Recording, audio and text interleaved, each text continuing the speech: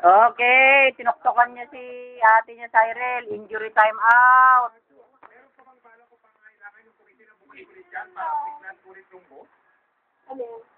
Ya, ababutan na ni Manang na niya. No, lagi. La, wag ka balong. Bad yun akong, bad.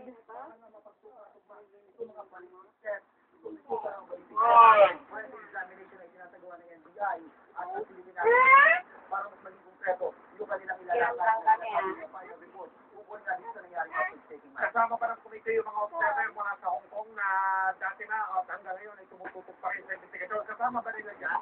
Wag Positive Mike, sinama nila. Wag ka balong, bad yun eh, bad. Wag na kong, wag.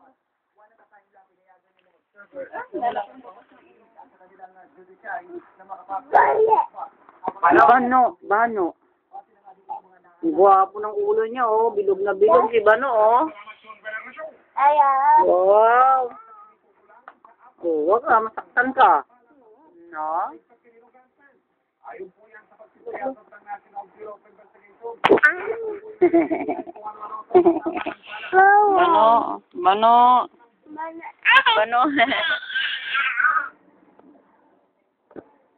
Sa 3D point cloud presentation, ito na video grabe sa mga high definition laser scan. Ipinakita ng NBI ang mga Ayun. bibigyan ako niya. Ayun, oh, dali ko mo yun. Habang nagmamagula para roon sa loob.